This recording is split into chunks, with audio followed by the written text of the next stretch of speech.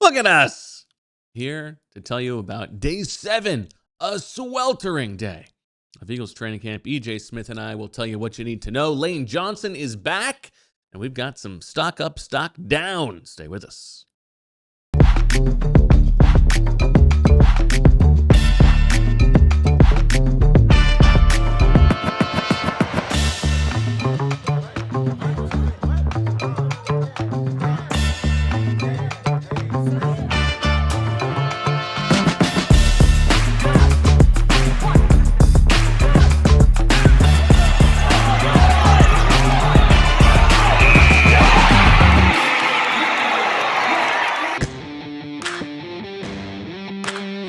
Hello, everybody, and welcome to the PHLY Eagles podcast on a beautiful Jalen Hurts' birthday, live from the Xfinity Lounge and presented by Smith and Bo Wulf and EJ Smith. A lot to tell you about. Intense practice today, very hot. All the stars were out. I'll tell you all about that. Lots of good stuff to get to. We'll give you some big picture takeaways on stock up, stock down over the course of camp. Lots to bring to you, but I do have to start, EJ. No show yesterday. No show yesterday, yes. But Lindsay and I took a little field trip. Oh, yeah. Go check out the Fiddler Club, where we are having the Ospreys in 2.5 weeks. August 26th, 7 o'clock. And boy, were we blown away by the space. If you are in the area, if you are anywhere close to the area, you have got to be there on August 26th. Why? Several reasons. One, it's EJ's birthday. Do you like EJ? Do you care about EJ? Do you want to make him feel good on his birthday? Yes, you do. Oh, uncomfortable here. You do. And if you don't go, it means that you don't like EJ, and that's not very nice. Well, what if they don't like me? Look at this guy. He's lovable. If you don't like me, you should still come to the Ospreys. And by the way, speaking of liking things, but if you like you have to come. Speaking of liking things, let's just say at the top of the show, because we saw what you guys were capable of. Again, we mentioned that it's a violation to not like the video before you even watch the video. Just give us a little bit of support. I'm going to say it at the top of today's show too. Please like the video. It helps us out a lot. We're at training camp. We're sweating. We're writing down our notes. My pen's running because I'm sweaty. Just give us a like. It helps us out. Lindsay and I have some ideas. Oh, yeah. It's going to be a fun evening. There's going to be all the stars. You thought today's practice was star-studded. We're talking, the who's who of the PHLY greater extended universe will be there. Some people that you will be excited to see. We're going to have some giveaways.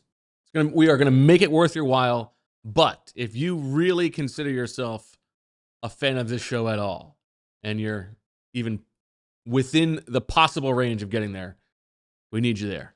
Shout out to Cousin Grace. Says tickets purchased. Bang. Love it when the real sickos, the people we see in the chat every day, when they let us know they're going to be there, it gets me all excited. Well, I walked out from touring it with Lindsay and ran into 2 sickos on the street. Oh, did you really? Fantastic. And I told them they got to go, and they want to know what we're going to do in London. So it's great to see them. Make it happen. It's the community. Okay. Lane Johnson's back. Yeah, Lane Johnson is back. After missing 4 practices, Lane was present for today's practice. I think all Eagles fans can exhale now after, it's a lot of uncertainty. Again, he had a non-injury related excused absence for those 4 practices, but back today. I don't have too many details. We didn't hear from Lane. Nick Sirianni, we heard from him before practice. He didn't really want to get into what Lane's situation was and whether or not it would affect him moving forward. But again, I think it's fair to say, exhale, Lane Johnson is back. It was noteworthy, though. He did not participate in team drills at all today. Yeah, I thought that was a little bit interesting. Yeah, it was interesting. I mean, I think you could project and guess that maybe he's a little bit out of shape after missing a week. Maybe that's it. Maybe it was something else. I think that it would be good to get some clarity on that eventually. But just the fact that he was at practice today, I think that does, quiet some of the more extreme worries that people had while he was away. Now, meanwhile, Cam Jurgens left practice today and walked off and went inside. We don't have any word on what happened there. Didn't look serious. Yeah, I was going to say, I hate to say this because you never know, but he didn't walk off with a noticeable limp or anything. It didn't seem like he was really hurting, but again, he didn't come back. So we'll see what the injury report tells us there tomorrow. I have one more Ospreys thing. Okay. By the way, they after the show, we have an after party situation going on. There's the VIP tickets where you get a buffet, you get drink tickets, you get better seats. But after the event, we have access to their like special area where they've got bowling alleys, ping pong table, pool table. Listen. You want to come get your ass kicked in ping pong? I was just about to say, bring it on. If you want to know what my life is like on this show with Bo being like maniacally competitive and stubborn, go see about him on the pool table or any of these games, because I'm sure you will have a great time because Bo is a great time, but you'll also probably have a terrible time. We'll do some giveaways for whoever can beat me in ping pong. All right, it'll be nobody, right? Is what you're going to say. Well, then whoever comes the closest. Some other news from practice. We had some celebrity guests at practice today. Well, this was fun. Big names. Why don't you give us the biggest name first, and then I'm going to tell you the other thing that was fun to see. The biggest name for Philadelphians? Oh, yeah. The big guy, the tall guy. Jalen Brown was at practice. JB7. He's walking around Philadelphia. We had if you haven't checked out the press conference that we broadcast on PHLY Sports on the YouTube channel, you should check that out. It was good to see Jalen Brown. I will be honest, I didn't know who it was at first. I thought it was Torrey Smith because I didn't actually know. I said, yes, Torrey Smith is here, but he's over there. I didn't even know Torrey Smith was there. And then I was like, oh, when I saw Torrey Smith. It was from quite a distance. We were far away. I promise. I'm not saying that these guys actually look like each other.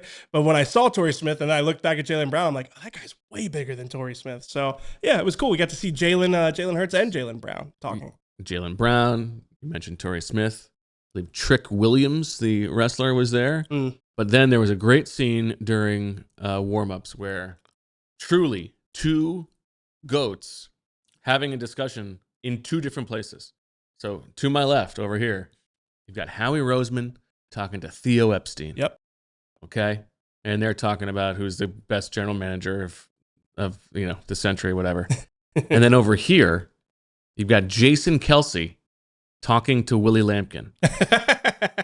And they're talking about who's the best center in Eagles history. I mean, maybe one day we will be having that conversation. Fantastic. Probably not. I mean, I love a Willie Lampkin, but we got to show Jason Kelce. Today was a big Willie Lampkin day. We will get to that. I've said this on the show a bunch of times about Jason Kelce. Well, at least I feel like I've said it a bunch of times. It's a shame that guy is so talented because he is just so at home on a football field, hanging out with the offensive line. Yeah. Like, I don't want to diminish anything. Like, he's incredibly talented. Like, he could be a head coach, but like there's a part of him that is just the world's most ideal offensive line coach.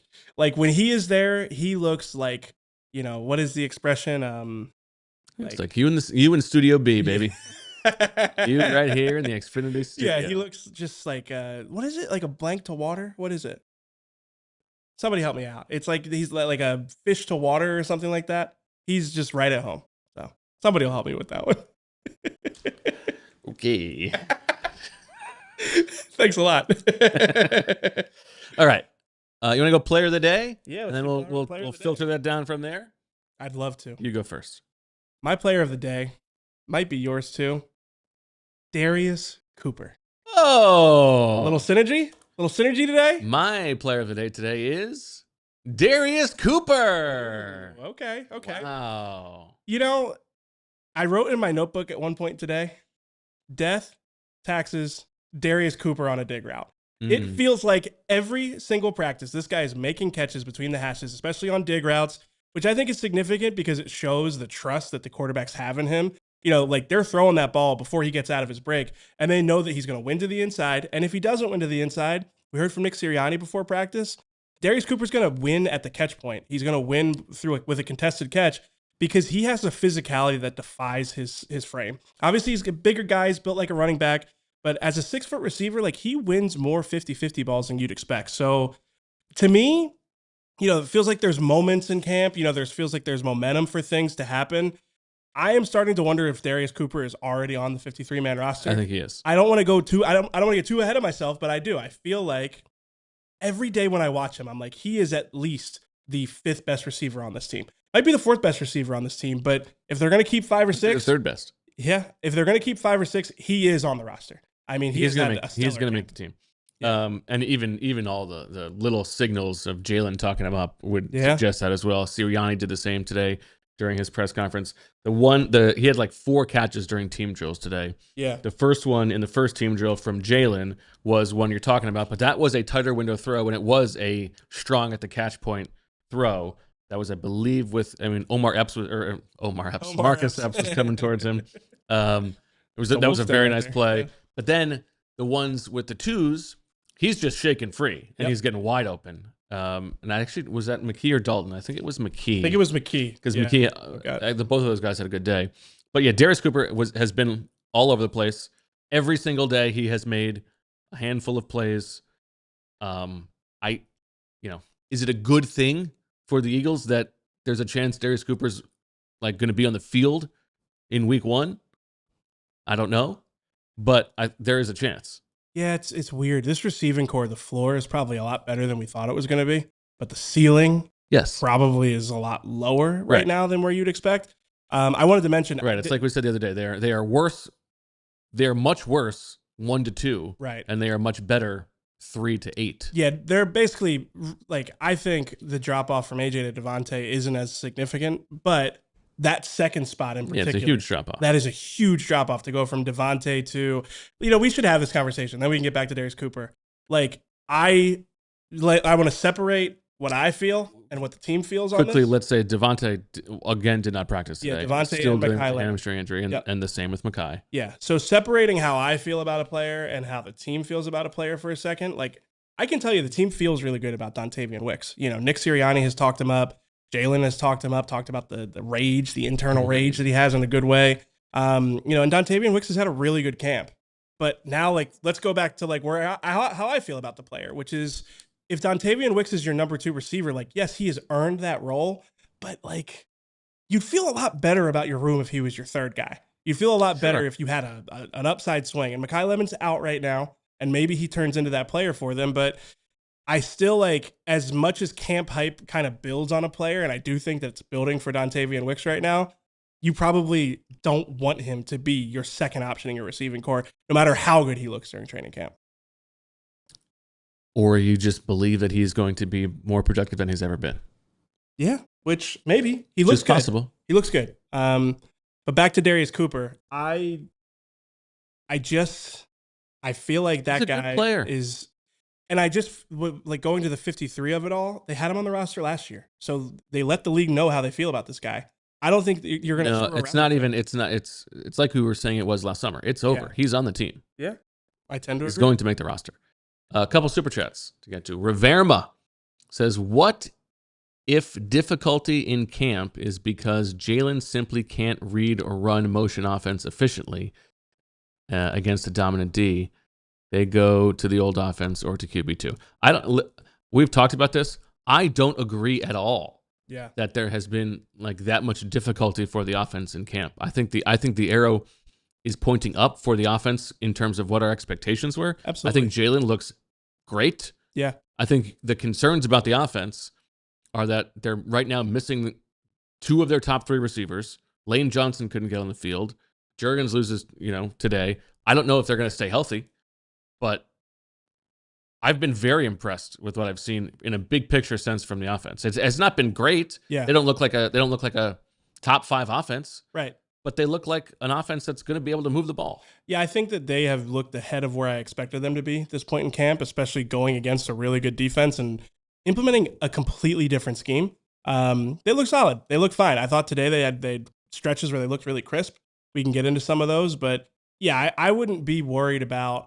I think the offense is going to have a roller coaster, season probably just because of how different this is. But for me, they have shown me enough glimpses in practice that I think they have the ceiling at least. They should have the variance to be good for at least parts of the season. So yeah, it hasn't been perfect, but again, I thought today they looked pretty good. I think the most important, Jalen looks really good. Yeah, he looks comfortable too. I don't think it's a coincidence that the two practices after walkthroughs, I think have been his cleanest practices, and the offense's cleanest practices. So yeah, no, I don't think that the we'll see how the season goes. I don't think that the Jalen can't run this offense narrative is many more days. I think that the days are numbered for that argument. TZ Trez with a super chat says, glad Lane's back, but also glad Markel is getting so many reps. Yeah. Invaluable experience for the Rook. He might have to be a starter sooner rather than later. Now, you're right. I mean, it's unlikely, just based on the history, that Lane Johnson and Jordan Mailata are both going to start 17 games this season. This is one where, as we do the stock up, stock down exercise, sometimes it's hard to differentiate from one person's stock up as another person's stock down. I'm not exactly sure where I land on Markel Bell versus Fred Johnson. Is Markel Bell getting these reps because he's been so impressive, or is it because Fred Johnson hasn't looked that great? I think it's a little bit of both. I think it is. I think it is very good. TZ Trez is right that Markel Bell is getting these reps. Yeah. Especially, not only is he going to the NFL, but it's a new position. He was at left tackle most of the time at Miami. I think these are invaluable reps, and I do think that Markel Bell has looked better than I expected him to look as a rookie. Yeah, I think it's important to like qualify the Markel Bell thing. I talked about him on Cuz's show this morning. Like, based off of what you would have expected Markel Bell to look like, especially given like what he looked like in the spring, just like from a body composition standpoint, he looked like a guy who needed to put on a little bit of weight. As crazy as that sounds, as big as he is, he looked like a guy that looked like he needed to put on weight in the lower half. He's got, as Fran would say, like skinny ankles, skinny calves. I actually have been pleasantly surprised by how he moves and how he holds up against power, based off of what I expected. But yeah, if you told me he's starting 14 games for you this season, I would have concerns about if he can be consistent. But again, I think the highs have looked good for him. The lows have been getting tossed by Jalen Carter. I'm sure that he's had some missed assignments, as most rookies probably would in that scenario. So we're not saying he's perfect, but he is the Eagles swing tackle right now. Like, if you told me like who's going to be the swing tackle in week 1, is it going to be Fred or Markel? I would guess Markel, based off of the rep distribution. And again, like you said, Fred has not had a good camp. Whether that's like, whether that should outweigh his track record on the field over the last few years, is its own discussion. But yeah, he has not looked like the solid swing tackle that you would have expected in training camp. I am less sure, I think, than you that it would be Markel week 1.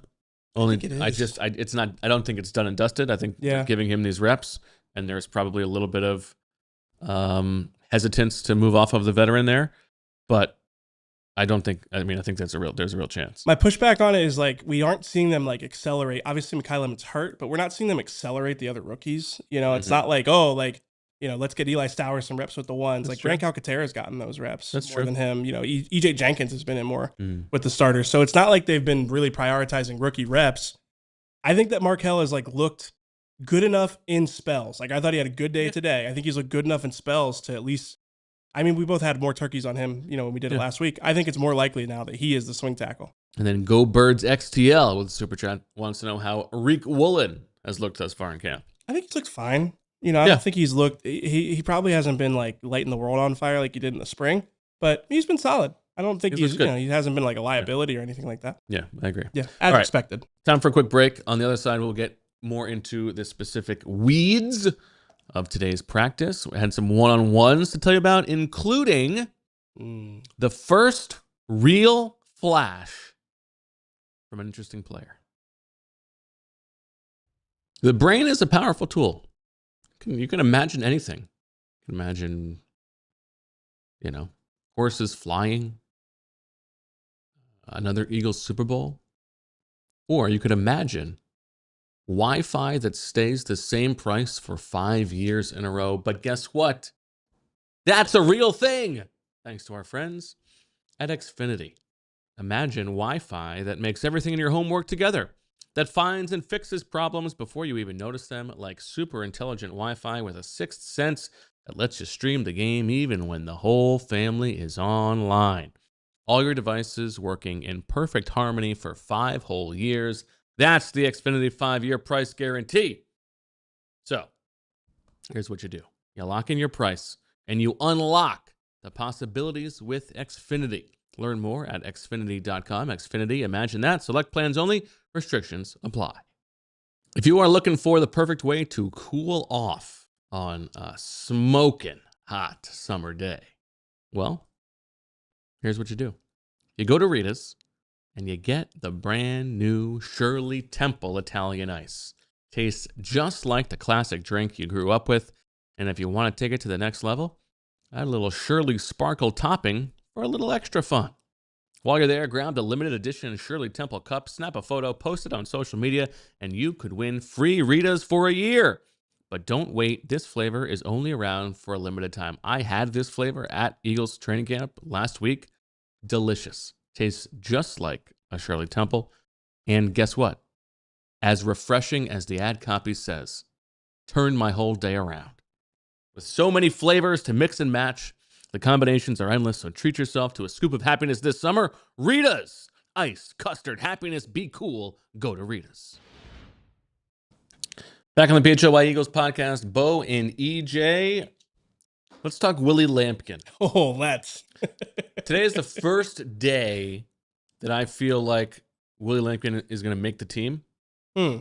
And I didn't think that was going to be the case. And I'll tell you why. Today, with the twos, Willie Lampkin was playing guard. And I'm going to tell you why that was interesting in What's Brewing, presented by Wawa. What's brewing with Willie? What's brewing with Willie? Willie's brewing. Now, if we did like what's... no. I was trying to think of a good tongue twister here. Yeah. So listen, it is hard to imagine a player of his size being able to play guard. Yes. In the NFL. It is also hard to imagine the team holding a roster spot for a player who only has backup ability at center. Yes.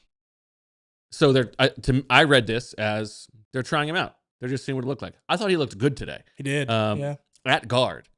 And the interior pocket is so much better when with the backups with the twos and threes when Willie is on the field than if it's just Jake Majors. It happened again today where Majors gave up a sack, I think, to Ojimo. It was Carter too. Carter teleported that guy over like 3 gaps. I saw that one. That came off the ball so fast. That was tough. And now again, I know I've been killing Jake Majors, but that was like an illustration of like what would it look like if a pretty above average athlete, but somebody who's a little bit overmatched gets lined up against Jalen Carter, how ugly it can get. Like that guy got sent to the shadow realm. So I read this as very good signal for Willie Lampkin. I think he has looked good. I think there's a real chance to make the team. But he got beat on 1 rep today. And it was in O-line, D-line, 2-on-2s. And he got a little bit manhandled. And this is the argument against Willie Lampkin, who is so much stronger than you would imagine him to be. Absolutely. I'll take you through the one-on reps later. He did a very good job. But he got pushed back into the pocket, like walked back 6 or 7 steps by Uar Bernard. Yeah. The very first time I have seen that kind of flash from Uar. So that was great to see. Yeah. I mean, it is like, because I'm thinking when you're telling me like Willie Lampkin got walked back, I'm like, well, you get him into the wrong situation against the wrong player. Like, it's just like that train is not getting off the tracks. You're not getting that train off the rails. And that's kind of where Uar probably is too, where it's like, if you get him like with his hands in the right place, with the right leverage, he could do real damage against somebody. So I guess that's good to hear for Uar. That was nice to see from Uar. Yeah. But I would say we will do an early 53 next week. I think right now my O-line would be, after the starters, Kendall for sure, Markel for sure, and maybe Willie and Fred Johnson, I guess. Yeah, Willie. That's probably what I would do. Willie has to pass the would you be really upset if he got claimed off of waivers? I guess you have to ask. They used a waiver spot on him last year. Yeah, and it's like, do you think he would get claimed? He might. Yeah. So I think the preseason is going to be important for him, obviously. But I thought he looked really good. I know you're going to go through the one-on-ones. I just wanted to say 2 things with Willie. His feet, he's got that. I've used this reference before. Like Jeff Stoutland referred to Lane Johnson. It's almost like he was on a helicopter. Or, he's levitating over the ground because his feet move so quick. Like, not comparing Willie Lampkin to Lane Johnson in terms of footwork, but there is that helicopter feel where his feet are chopping so quick that he almost looks like he's above the ground. Way more pop than you would expect for his frame. And when he's at center, he's really good at coming in as the second guy and displacing a guy. Natural it's hard. He's a teeny tiny offensive lineman, but this body's not new to him. He's been playing it the whole time, and he's got this far. I don't know. I'm feeling bullish on Willie. Yeah, I had them in my my standouts. I do my my 3 takeaways every day. You gotta Those things are taking over social media. Hey, you got I don't know about that, but you got to follow me on Instagram. I just changed my handle too. Really? EJ Smith Reports. You know, a little more professional. I don't Okay. need everybody knowing what year I was born. So I'm EJ Smith Reports on Instagram. I'm trying to get to 2,000 at least 2,000 followers by the time the training camp is over. So give me a follow over there. Come on, make it happen. I give you guys daily reports from training camp. Like I walk off the field. Nah, sometimes I don't even walk off the field. I take the video. I give you 3 quick things. It's good content. That'll do for What's Brewing, presented by Wawa. I got a Wawa trip coming up. Let me take you through the one-on-ones. Yeah. Not the longest session. And they were doing the 2 matchup thing. Mm-hmm. Missed the first rep, which I was not happy about, but I'm not going to lie to you. We start with a good rep from Jake Majors. Jake Majors did a good job against Byron Young. Beat him twice. This is the first time that my Jake Majors bias might be showing. Oh, you had Byron Young winning this? I had Byron Young down on the bull rush, the second one. Oh, I thought he recovered well. I'm going to defer to you. There was initial pushback, and then I thought that Jake Majors settled in. I'm going to defer to you because A, I was getting like situated when that was going on, and yeah. B, everyone knows that I've been pretty hard on Majors. Michael Jordan, the veteran guard, did a good job on 2 reps against Zion Wilson, but Michael Jordan, you should know, has kind of moved down the depth chart and is now mostly working with the 3s instead of the 2s. Just something to keep in mind. That's why I had him down on my roster. And now here's one where, the context of training camp is always, because it's the same team, when so-and-so beats so-and-so, is that good or is that bad? Yeah. And, what do you take of that? And when Myles Hinton has 2 really good reps against Nolan Smith, is that good for Myles Hinton? Yeah. Or is that, oh man, come on, Nolan? I think it's the latter. I'll have more on that later. Yeah, 2 reps that were much better than you would have expected. Michael Morris had 2 good reps against Ty Robinson. He sure did. I thought that was a really impressive set of reps for Michael Morris, and that's another one where, okay, you want to see more from Ty Robinson. But I think actually, when I was talking about my offensive lineman before, I have Michael Morris penciled in. I think he will make the team. Yeah, he's looked okay. And those were good reps. That might be more. My notes on that one were it doesn't seem like Ty Robinson has a plan when he rushes. Yeah. It's just kind of like which is like what trying to the overpower whole point you. of drafting the 24-year-old. Yeah. Willie Lampkin had 2 good reps against Zion Wilson in the one-on-ones. Yeah, great feat. Really good feat. And then 2 really good reps from Kendall against Moro Ojomo. So this is what I wanted to say is that I was excited about Willie Lampkin too. Yeah. But he was going up against Zion Wilson, a guy who's new to the position. Like, there are levels here. And Drew Kendall is on a different level. And that was my biggest takeaway from those one-on-ones is like to have 2 good reps against Moro Ojomo, who's had a good camp. It's not like Ojomo's been quiet this summer. I am just all in on Drew Kendall. Like, I am all in on him being the first interior offensive lineman off the bench. And I would actually argue, like, the Eagles' depth on the offensive line, you probably won't feel great about it if you're just looking at it on paper. It's a lot of young guys that aren't proven in the league. With Markel Bell as a potential swing tackle for you there, I will wait and see on the tackle situation before I say this about that group. But on the interior, I feel fine about their depth. If Drew Kendall has to play any of those 3 spots, I feel like he's going to step in and play average to above average football for the Eagles based off what we've seen from him in the summer. I think he's looked really good this training camp. I think so too. Yeah? Yeah. I think you said it well. Thank you. Then the last rep was Nolan on kind of like a rematch of Nolan against Hinton, and it was almost like they wanted to give him a win. And he won inside, but it was one of those ones where like there's not really a rush lane there. Yeah. Right? Like when Fran says it's not a real route, or you might have said that. You missed one. Jalyx Hunt against Cameron Williams. Oh, yes. He destroyed him. Yeah. What are we doing? Yeah. Like, why? Yeah, Hunt kills 73 is what I have. And then 73 holds. Yeah. Yes. Yeah. Poor That's Cameron tough. Williams. I mean, that's unfair. But that's the right context for Nolan versus Hinton. Yeah, it should be like that. Yeah, you're absolutely right. Because that was like... that was like, it's not nice. I was about to say, when I wrote in my notebook, I probably need to say on the show. Yeah. That was tough. Yeah, poor Cameron Williams. You're right. Thank you for picking that up. All right. Any other specific notes from practice you'd like to get through? Let's see. I mentioned earlier, I thought it was a crisp opening sequence for the Eagles offense. The plays I had down, Elijah Moore, flat route complete, 26. So Saquon Barkley outside zone for a decent gain. Jordan Davis had a sack. He had like a swim move against Landon Dickerson. That was probably the only negative play. Yeah, that was a nice move by Jordan Davis. It was a really nice move from Davis. And then the two that really stood out, the Dallas Goedert ran a stop route on the hash against Riq Woolen, and it was just a really good timing route from Jalen Hurts to hit him in stride there. That first drill? Yep, first one. And then I had under center jet stretch for a decent gain. I think that was Bigsby on the carry. It was there. Bigsby. And then that was when I wrote down, after that was when I wrote down death taxes, Darius Cooper dig route completed for 15 yards. So, a good opening sequence, probably something they rep during walkthrough. And I don't think it's a coincidence that their best, cleanest practices at the very least have come after the walkthrough where they probably are able to install some of the stuff that they then rep out during practice. Tanner McKee had a good day. Yeah. In that drill, had a really nice throw, a tight window to Danny Gray on the sideline with Keely Ringo in coverage. Hit, and then Eric Ezukanma had a drop in the middle of the field. Yeah.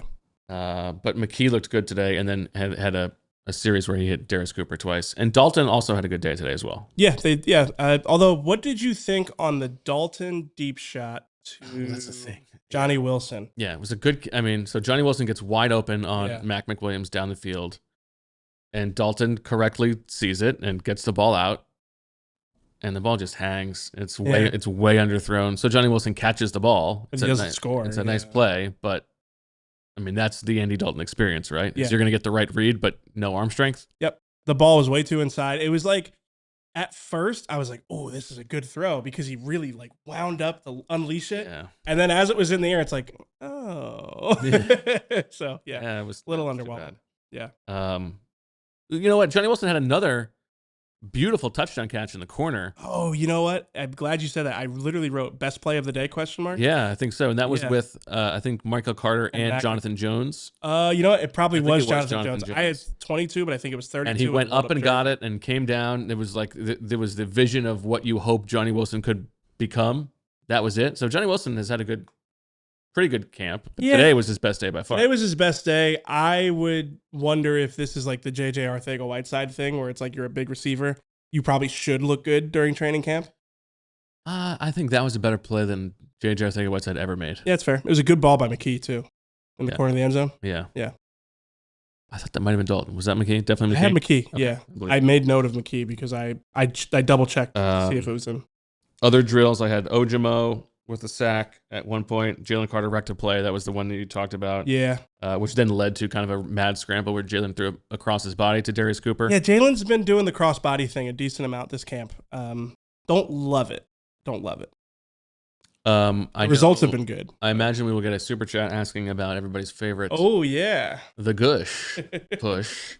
Gush got some reps with the twos today. He did. Handful of reps in place of Maximus Pulley, who until now has kind of UDFA mogged him. But I thought Gush was okay. Michael Carter continues to have a very good camp. Had a PBU. Wait, you didn't mention Gush's play. So I don't think he knocked it out. I thought he picked it up. I thought he knocked it out and picked it up. Oh, I thought somebody else knocked it out. Let's give it to him. I don't remember who fumbled, though. That's the only thing. That was why I was going to defer to you on this. I have it somewhere. All right. Well, Bo finds the receiver here. I thought he was the other guy in, and someone else knocked it out. I'm giving him both.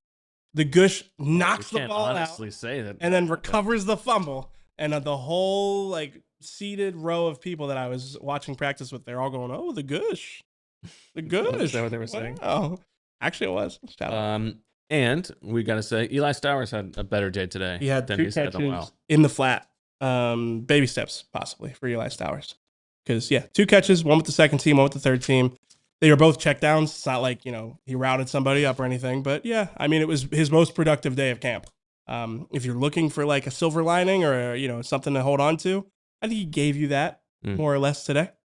Super chat from Alex Schlesinger, who says, how worried are we regarding Lemon? I think it's okay to be worried. Yeah, I'm about to say, we'll do stock up, stock down. If you want to, we can have that conversation then. Sure. Yeah? You want to do it right now? Yeah, we'll get to break. We'll come back on the other side. We'll talk about Makai Lemon, and we will give you the players who we think have moved the needle upwards over the first 7 days of Eagles training camp. You know how on this phone you do the thing where you do the drop down and it shows you the suggested apps, the ones that you're usually searching for. Guess what's on there for me? Game Time. Because I'm always looking at Game Time to find the latest prices for events, for whether that's sports, music, whatever else. Because I know that Game Time is the best place to find tickets.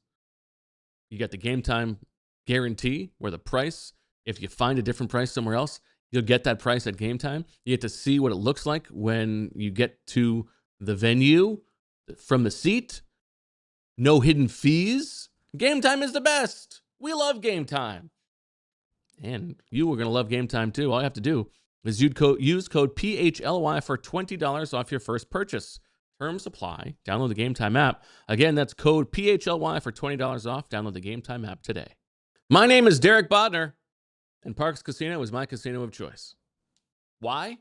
Well, because Parx Casino is the place to go for a great night of headline entertainment and award-winning dining, even beyond all the fun you can have at the casino.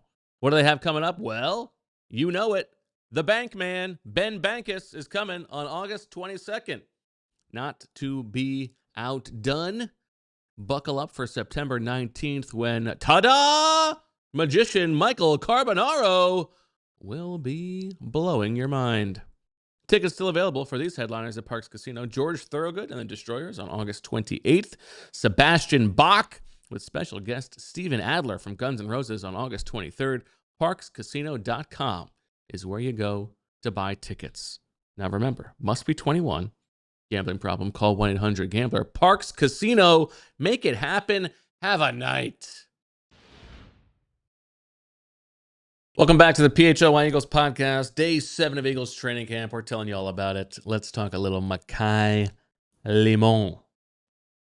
Yeah. Stand. So if we're going to do stock up, stock down, I would have Makai Lemon in my stock down. And it never feels good to put a player in stock down because of an injury. Make me feel good. It doesn't ever feel.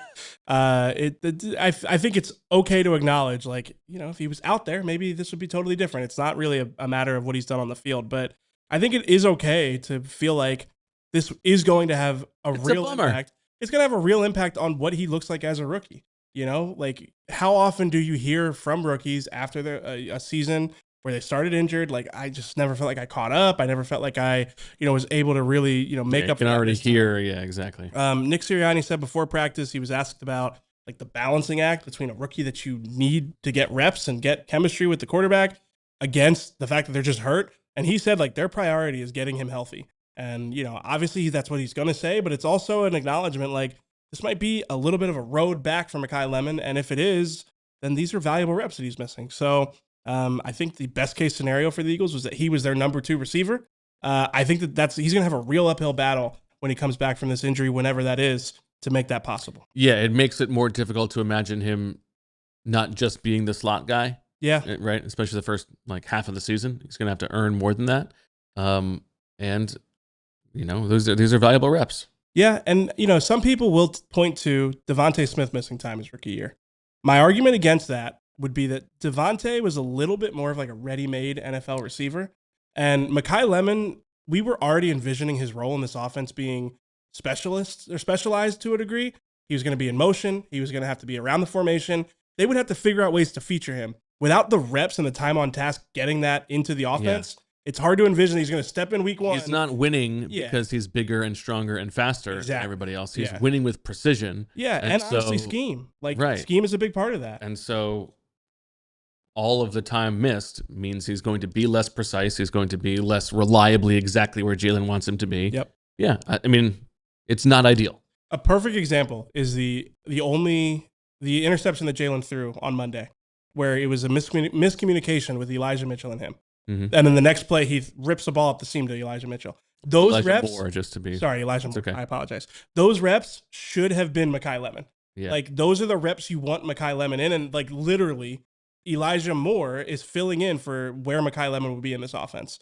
So that is, like, a good representation of what this time on task means for these receivers and Jalen. And the fact that Makai Lemon's missing that, again, it makes it more likely that Dontavian Wicks is going to be your number 2. And then, yeah, you kind of hope that Makai Lemon's back and the slot guy. Yeah. But it might be Elijah Moore at the start of the season, depending again on how long Makai Lemon's out. The great Dinkelberg checks in with the super chat. Says, y'all beat me to it, but if you listen closely, you can hear it. That sound you hear? Yeah, it's the Gush push. Do you get satisfaction that Dinkelberg's chats are written like for your delivery? I wouldn't say I get satisfaction out of it, but I like appreciate the audience knows your shtick, your delivery. Good to feel seen. Yeah. I apologize to Elijah Mitchell and Elijah Moore, by the way. And to Elijah Tucker. Wilkinson. That's an Elijah. I know how Elijah Tucker spells his name. Okay. All right. Let's do some stock up. Yeah. You want to go first? Back and forth. You want me to go first? You go first. No, you go first, because if I go first, I'm just going to take your boy. Well, we've already talked about Darius Cooper, yeah, who would be in this category. We've already talked about Drew Kendall, who would be in this category. So who's your first stock up? I'm going to give my first stock up to both Marcus Epps and Michael Carter, because I think they have so far assuaged concerns about that second safety spot. Both of them have looked pretty good. I think Mukuba has looked fine too. He's been the kind of quiet that you would hope to see from a safety. He hasn't made any big plays, but he hasn't given up any big plays. Michael Carter today was probably his worst day. He was around the ball, but he gave up 2 catches or something like that. Marcus Epps has been pretty good. I think that the urgency to find a different solution, as the Eagles did, with Anthony Harris before the 2022 season and then traded for C.J. Gardner-Johnson, I feel like Howie Roseman doesn't feel the same way he did that summer. Yeah, I agree. I think that like premium draft capital used on a safety spot, if you had asked me before camp how likely it was, maybe I would have put that at like 30 or 40%. I'm much lower now. I feel like, you never say never, but this group has played well enough throughout the summer so far that you feel okay going into the season with the combination. It's not just, I like that you made them a package deal, because it's not just Marcus Epps. It's like Marcus Epps and Michael Carter. Between the two of them, you feel good about your secondary and the depth that you have in the secondary as well. I think that's right. I'm going to go Jalyx Hunt then. I thought you would go Jalyx Hunt. Well, I want to share the man with the world. I appreciate that. I thought Jalyx Hunt. To me, the stock is only it's steady because I already expected him to be the best player in the NFL. It's like, well, not to say your first pick isn't going to move the needle for the Eagles defense, but I think Jalyx Hunt, the summer he's having, is one of the bigger needle-moving things that we've seen from the first 7 practices. He looks incredible. He looks like the way he looked last year, but just bigger and faster and stronger. So as much as Jonathan Grenard's absence has been felt, I think that Jalyx has looked like, honestly, he has looked like the type of edge rusher that you want at the top of your rotation.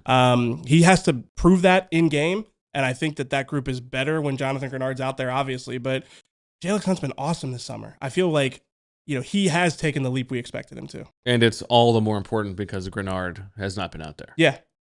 I mean, if you had told me that the Eagles, had somebody penciled in at the top of their edge rusher rotation, the way that Jalyx Hunt has looked, it wouldn't. If I didn't know anything about the team, I would go, yeah, that guy looks like, one of those guys, like one of the 32 that you want at the top of a rotation.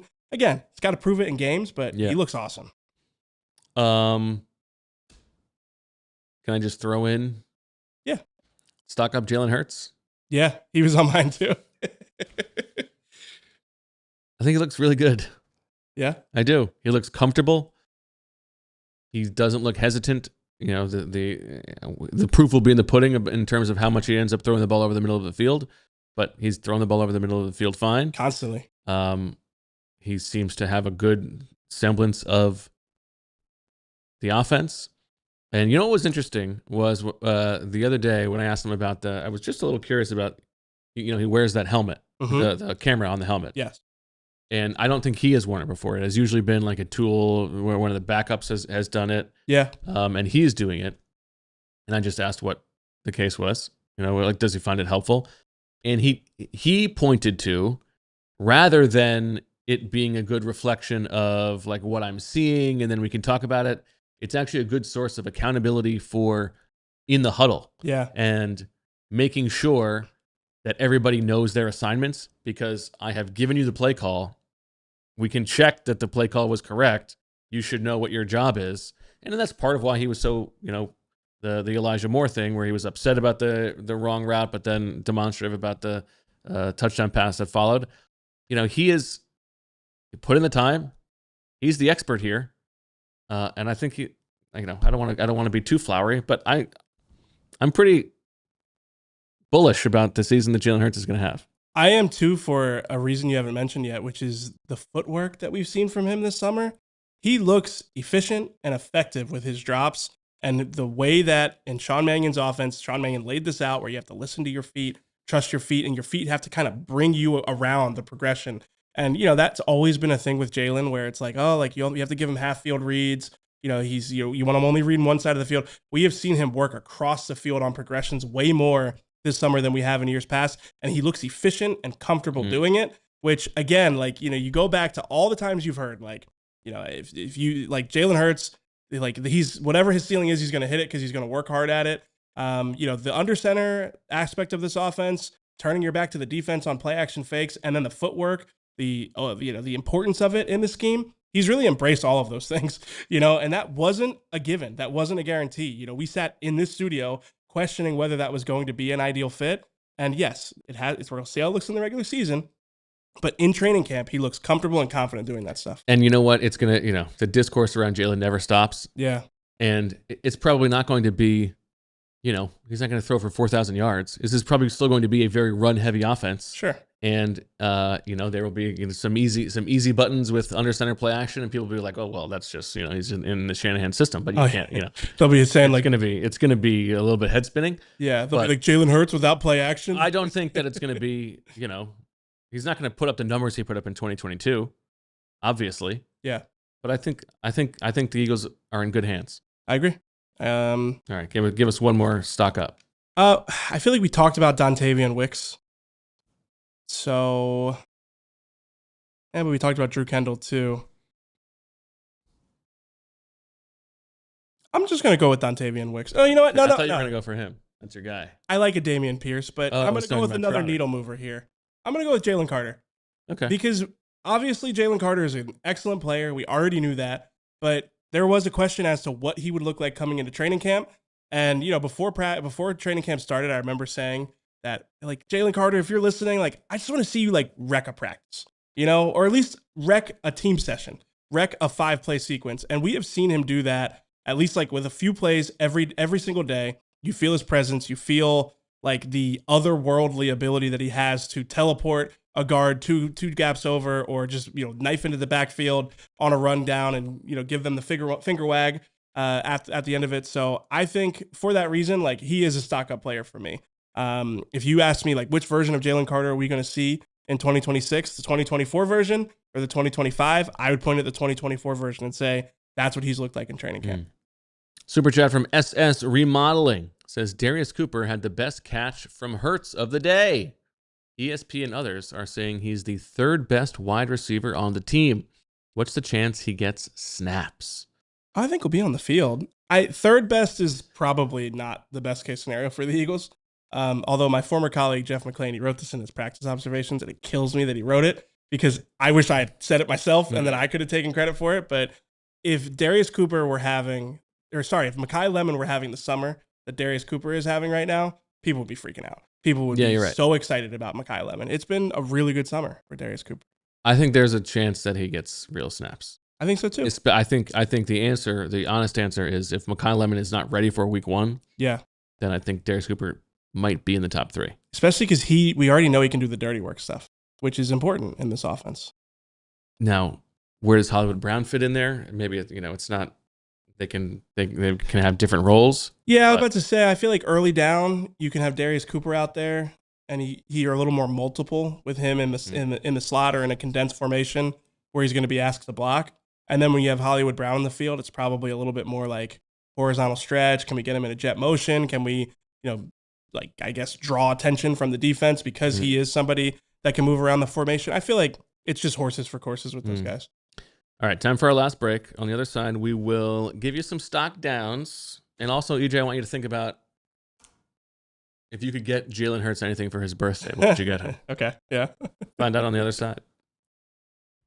If it has been a while since your last pest control service, this is a good reminder to get ahead of the things before pests become a bigger problem.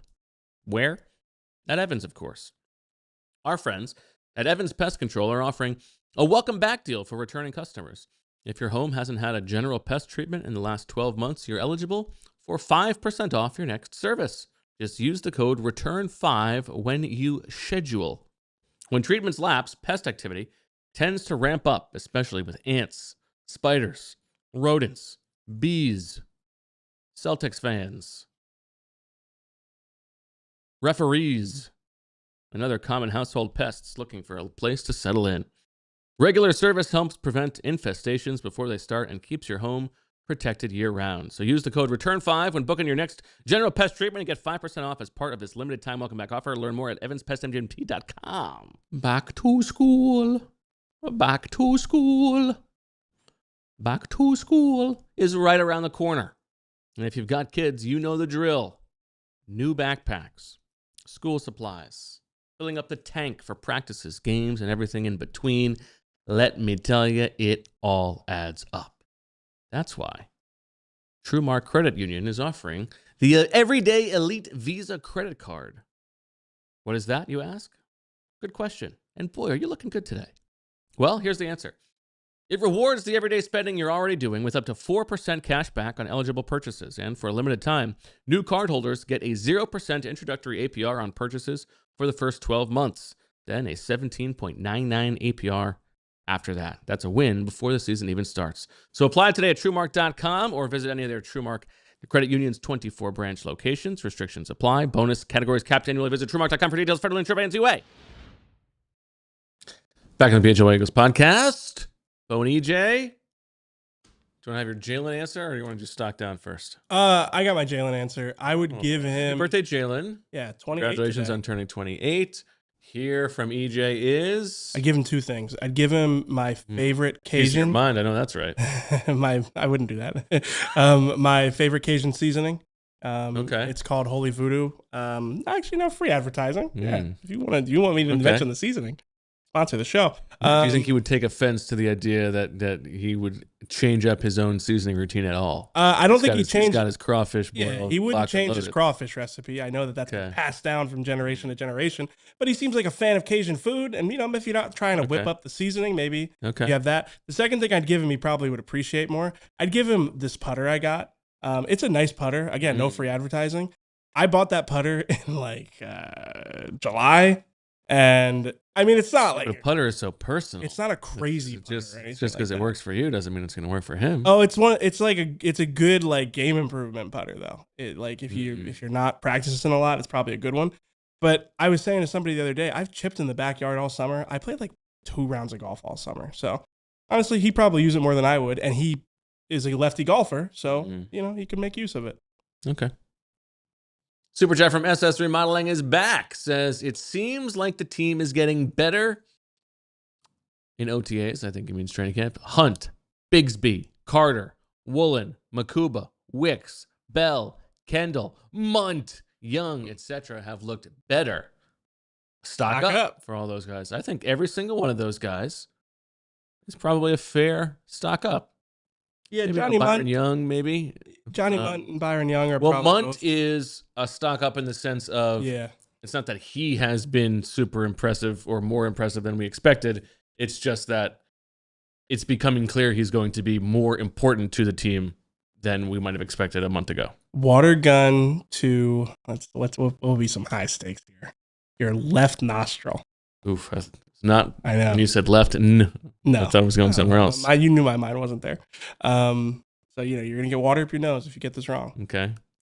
Are the Eagles gonna add a second tight end or a starting caliber safety between now and week 1?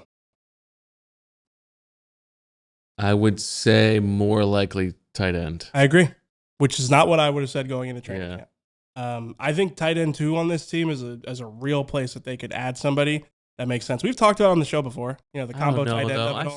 I feel like they think they're fine with Munt and Stowers. I don't know. Maybe. I think that they are clearly comfortable slow playing Eli Stowers. Yeah. So then it becomes, can you find someone that can give you more than Grant Calcaterra? Munt. I like a Johnny Munt though. All right, you want my stock downs? Yes. we talked about him a little bit before. I think Fred Johnson is probably the one that has to be number one here.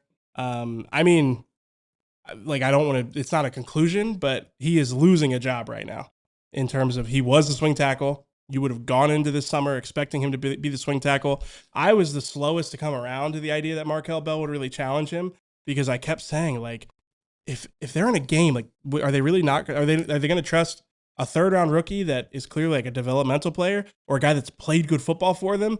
He's struggled enough in training camp so far that I do think that Markel Bell is probably the swing tackle in week 1. So because of that, it's been like missed assignments. It's been getting beat by Jalyx Hunt a lot, one of our stock up players. He just had a really rocky camp. So I would say he's probably the number one guy on my stock down.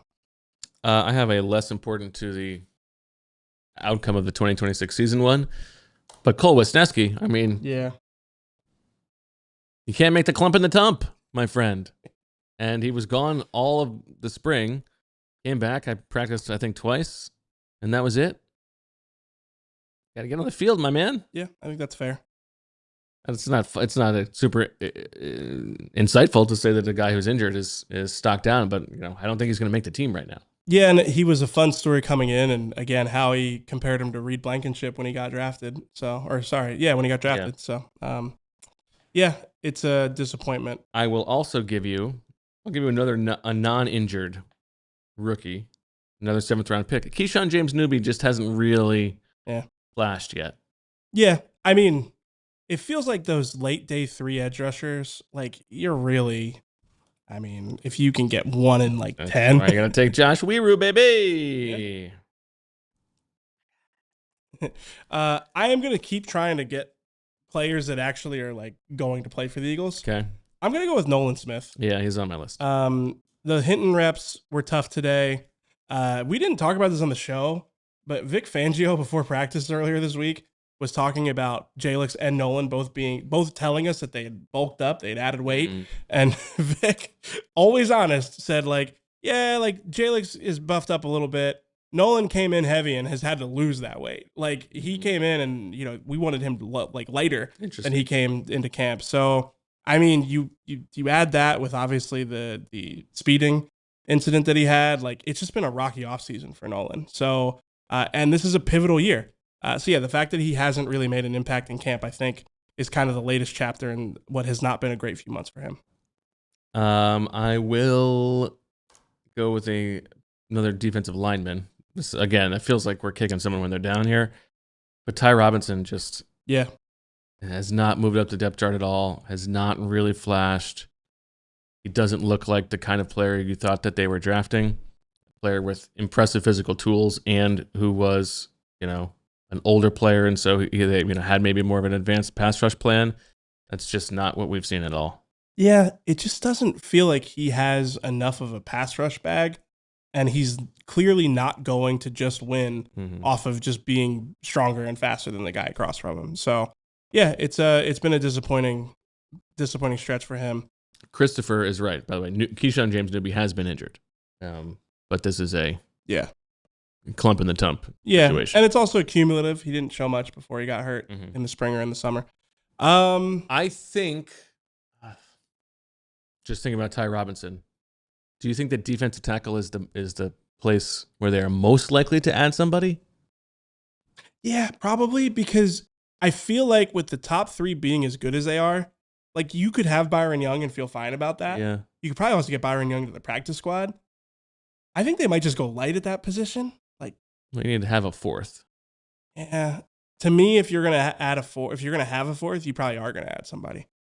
I think they could use like a Linval Joseph type, like just that's interesting. Nasty nose tackle that is going to spell Jordan Davis every once in a while. He's gonna play like a single digit. Yeah, but how often there aren't that many. But those other 3 guys are gonna play so much, and they have such like high leverage roles. What does that room need is probably an early down guy that can just kind of spell somebody. Maybe it's not a nose tackle, but maybe it's like someone who could play like opposite Jordan Davis on an early down, and you feel like we're just going to get really good run defense here. Yeah, it's possible. All right, you got one more? Yeah, you want it before or after? No, I want you to tell it to me in birthday time. I feel like that was good teamwork for that one. Sure. Happy anniversary, by the way. Yeah, 1 year at PHLY. Thank you to all the people out there, all the listeners, the community. I found myself reflecting yesterday on 1 year, and the thing that stands out the most, other than having a great time with you and Fran on the show every day, is just how special the community is. Yes, obviously. Well, Lindsay's not on the show; she is the show. She's on the show sometimes. Her voice is on the show sometimes. You are correct. You don't think her voice is part of her body? That's actually an interesting question. I was thinking that's like how we can get people to come to the Ospreys. I'll be there. You can meet Lindsay. Wow. I'll be there. Oh, you got to do a meet and greet. I'll be setting everything up when you guys do the meet and greet. But I'll be there. Would it be too much? Maybe I'll put in costume. I should be behind the curtain. Yeah. And like not even come out. We'll just put like a square curtain around you. So Yeah, nobody can see. It's very fun. Or it's like a Wilson from Home Improvement thing. We'll put a little fence there. You just see my eyes. Yeah. I thought Lindsay isn't on the show. She is the show. Is a bar. I got to give myself a pat on the back sometimes on this show. But yeah, thank you to the community out there. That's what stands out when I think about what this last year has been. What has been special about this last year is all the people who message me on Instagram. Again, EJ Smith Reports on Instagram, and all the people who tune in every day for the show. Appreciate you guys out there. All right. Anybody else? I got a couple more. Kick when they're down. It brings me no joy to say this. We've been talking about this guy a lot on the show in a negative light. I'm getting accused of burying this guy and saying this guy's never going to turn into anything. He might turn into something. He might develop into a very nice player. But through 7 practices, Eli Stowers has been underwhelming. Yeah. He has not been the mismatch generator, the outside receiving threat that we would have expected. He just doesn't move the way that we would have expected. Dallas Goedert said after practice that he feels like Eli Stowers is adjusting to the speed of the game and is starting to play faster now. And maybe, he'll have a stronger second half of camp. But so far, I just wanted to see more juice at the top of the route, in and out of breaks. Why are you smiling at me? It's a nice super chat about you. Oh, well, let me finish my point before I read it, because maybe it'll get me misty. I just want to see more juice from Eli Stowers as a route runner and as a separator. Maybe that'll come, but so far, I think the catches are coming a little bit, but even those are they're 8-yard catches. There's not a lot of explosiveness. Yeah. And, maybe as he adjusts to the speed of the game, it'll come. SS Remodeling back with a super chat. And how about this? EJ is easily one of the best Eagles sports reporters in the city. He has only continued to get better. What a great addition. Man knows ball. Thank you, SS Remodeling. It's very kind of you to say. There are a lot of really great reporters in the city. I'm sitting next to one, so that is very, very high praise. I appreciate it. Well deserved. Happy anniversary. Happy early birthday. We love you. And with that in mind, I do have to choose violence and give you one more stock down. Oh, on one of my guys? If you say Cam Latu, what are we talking? What are you doing? What do you mean? When's the last time you wrote Cam Latu in your notebook? I wrote his name down today, actually. He had a catch. He had a catch Cam today. looking fine. Cam Latu is not a training camp player either. He's not necessarily somebody that's gonna pop in practice. Well, he's just not taking many reps. You want him to block somebody into the bench and start a fight? Yes. No, he's not gonna do that. He's boys with everybody on the team. Carson Steele is getting carries. Carson Steele does not look good. Don't get me started on Carson Steele. Well, they have him in the backfield. He's getting carries. Cam Latu is not stocked out. How dare you? I think that his chances of making the team have decreased since the beginning of camp. I don't think he's gonna make the team necessarily. Oh, okay. I think he's gonna be a practice squad guy that they call up because he's great on special teams and he adds a little bit of a fullback dimension. Cam Latu stocked down. That was mean-spirited. You did the biggest stretch to get that in there. You pulled a hamstring trying to get Cam Latu into your stock down. I think it's fair. No, you just want to. EJ Jenkins is getting reps. Yeah, I like EJ Jenkins. Over Cam Latu.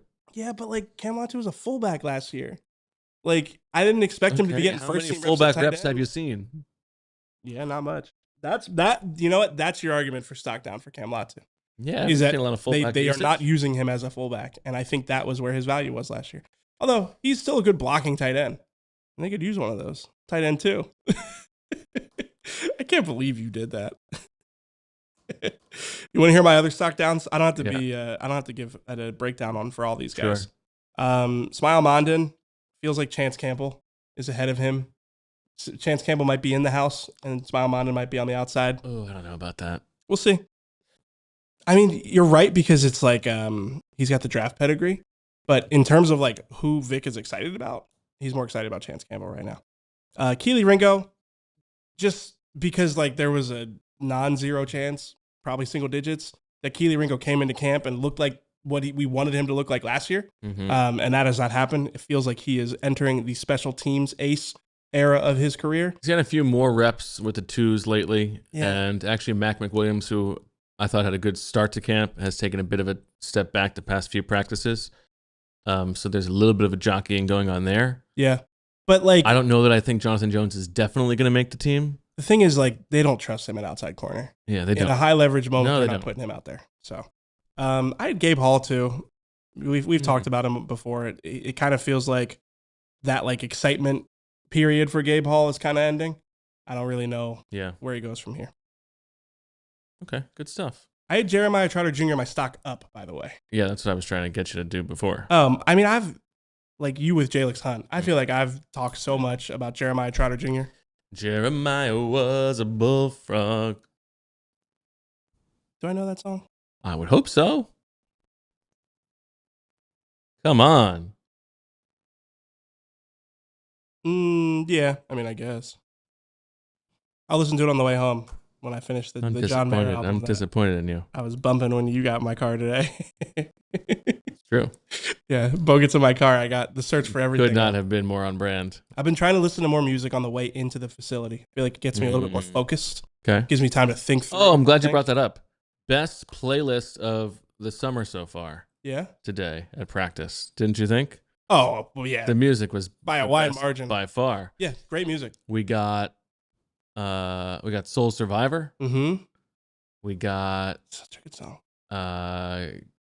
Gangsta's Paradise. I about to say, yeah, we got some good. And like, there was one other, good 90s, 2000s hip hop song that made me happy. Brought me back to life a little bit. Yeah, it was a good playlist. Even Thunderstruck today was not, they played it, but for whatever reason, it was not quite as offensive as the other time. It hit for some reason. We were not together. I would not go so far. No, you know what? I would go so far as saying it hit because I was sitting. That is Stockholm syndrome if ever hit. We were not together today. I was sitting at the top of the bleachers. What was the other song? And when Thunderstruck came on, I moved my leg, and then during the thunder, I literally tapped my foot. And I was like, why did I just do that? That is Stockholm syndrome. That is some combination of Stockholm syndrome and a Pavlovian response. It was hot today, so maybe I was looping. Rosa Parks was the other song that made me happy. It was early in camp. Yeah. Early in practice. Yeah. Good work today. It was. I mean, Robert Mays was there today. It's always good all to the see stars. Robert. Yeah. We should have mentioned him with all the celebrities. I mean, I think there's one more person we forgot about. Well, before we leave, I'm going to tell you about the big takeaway presented by our friends at Xfinity.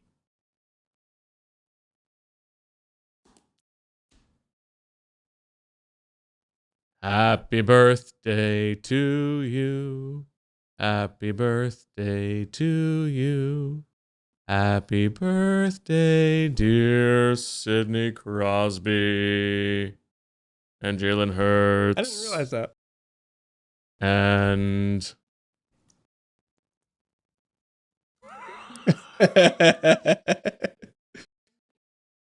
M. Night, he's watching the show somewhere.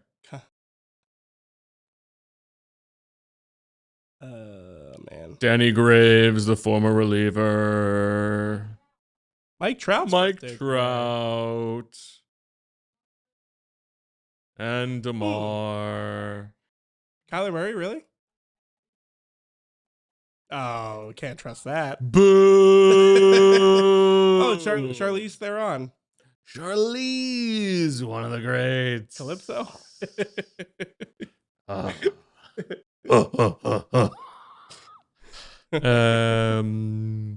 Tommy DeVito. Oh, that's interesting. Chandon Sullivan. What do you think is the most popular day for athletes to have a birthday? Shane It's Leckler. like late September. So because they then would it be like In the school oldest kids year. in school? Yeah. Happy birthday to you. Julia and I have been talking about that. Baby Smith is gonna be an athlete. So you think I'm an athlete? Yeah, I would suspect that you guys are Wait, both great athletes. this guy at the gym, I know Flex, I was at the gym, Wow. older guy, Okay. yeah, came up to me and was like, lacrosse or field hockey? And I was like that I played? And he was like, yeah. And I was like, oh, neither. I was a cheerleader. He like said something nice about cheerleading and then was like, back in my day, cheerleaders were just one step above a slut. Oh wow! What? Jesus! I was like, oh, okay. And then he was like, What? yeah. He was You like, can't say that to a person? this guy said it to me. Should have beat him up, Lindsay. And then he was like, oh, but I think you're like a jock or whatever. Like he was like trying to compliment me, but I was like, can you just not talk to me at Yeah. all? An Generally outrageous thing to say. How old was this guy? 70s. Do better. Get out of here. That's terrible. Terrible. There are bad people out there. That's the big takeaway presented by Xfinity. Shout out Xfinity. Shout out to M. Night.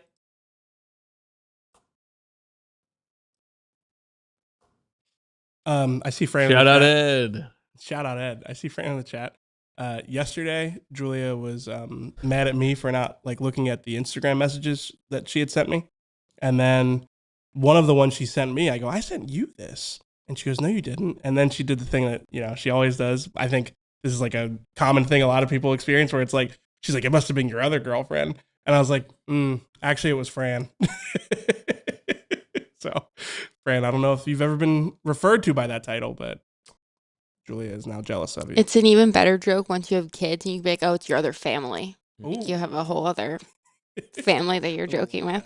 Enzo, or no, that's not Enzo Fernandez. Kyle Walker has got the double family. Like, he had a whole secret family? He's got two families. Guess whose birthday we missed? Who? I think, if this is the right person. David Baker, July 30th. No. Actually? Oh, July 30th. No, We not missed today. David Baker's birthday. No. A you week ago. missed it when it happened. Yeah, Oh. sorry. Listen, I put the ask out there. It's possible that he will be there at the Ospreys. We'll see if he... Be there? Or I sent the invitation. We'll see if he's... I mean, he was on this show, so he could be there. I want to get everybody who's a part of the show who's there. It'd be nice. David, if you're listening. Put the child down.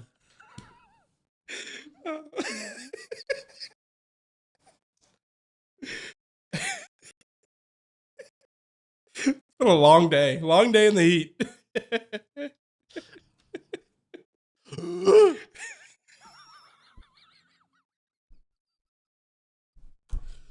Oh, God. All right. That's all we got. Wait, that not super traffic chat. I think it was about my story. They think I'm 20. I mean, Oh my God. Not 20. Yeah. Yeah. I could be. Just made me feel good. Yeah. That's great. All right. That's all we got. Thank you to everybody for being in the chat. Comment down below what your favorite thing about EJ is. And we'll see it tomorrow. It's a Saturday, but we're going to have a regular 3 o'clock show. EJ, Fran, and myself. An extra one for you on a Saturday. So join us then. Enjoy the weekend, everybody. And as always, we love you. We all silly like the mayor.